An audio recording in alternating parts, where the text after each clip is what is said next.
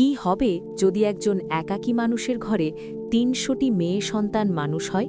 সেই মেয়েরা যাদের নিজ জন্মদাতা বাবা জীবন্ত কবর দিতে চেয়েছিল? তাহলে ভাবুন তো, আল্লাহর নবীর নজরে সেই ব্যক্তির মর্যাদা কতটা উঁচু হবে? শেষ পর্যন্ত নবিয়ে করিম সাল্লাল্লাহু আলাইহি ওয়াসাল্লাম তাকে কি সুসংবাদ দিয়েছিলেন? বিশ্বাস করুন, সেই উত্তর শুনলে আপনার রূহ কেঁপে উঠবে। একবারের ঘটনা, এক ব্যক্তি নবিয়ে করিম সাল্লাল্লাহু আলাইহি ওয়াসাল্লামের খিদমতে হাজির হল। নবীজি মুচকি হেসে বললেন, হে আল্লাহর বান্দা, আল্লাহ তোমার উপর অত্যন্ত সন্তুষ্ট। এই কথা শুনে লোকটি বিস্মিত হয়ে গেল। নবিয়ে করিম জিজ্ঞেস করলেন, তুমি এমন কি আমল করেছ যার কারণে আল্লাহ তোমার উপর এত খুশি হয়েছেন? লোকটি চিন্তায় পড়ে গেল। তারপর একটু সংকোচের সঙ্গে বলল, ইয়া রাসূলাল্লাহ, আমি তো কোনো বিশেষ কাজ করিনি, তবে একটি আমল আছে যা আমি প্রায়ই করি। নবিয়ে পাক মনোযোগ দিয়ে বললেন, সেটা কি কাজ? সে বলল, একবার আমার 2টি উট পালিয়ে অনেক দূরে চলে গিয়েছিল।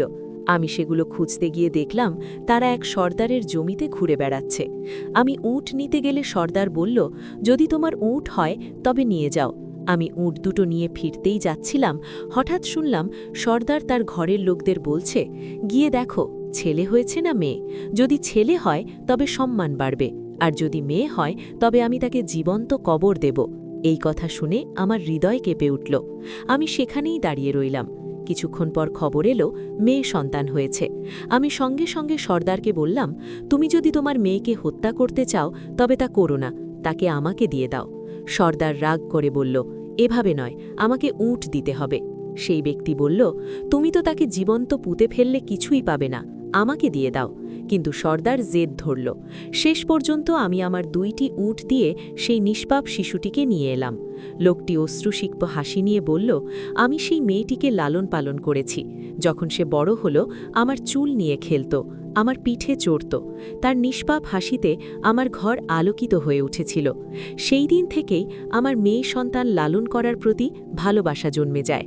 আমি প্রতিদিন গ্রামে বের হতাম, যেখানে কোনো মেয়েকে কেউ চাইত না এবং তাকে হত্যা করার ইচ্ছা করত, আমি তাকে আমার ঘরে নিয়ে আসতাম। এরপর সে এমন কথা বলল যে নবী পাকের চোখে পানি চলে এলো। আজ আলহামদুলিল্লাহ আমার ঘরে ৩০০টি মেয়ে সন্তান রয়েছে। আমি তাদের সবার বাবা। আমি তাদের ভরণ পোষণ করি এবং তাদের জন্য উট পর্যন্ত দিয়ে আসি।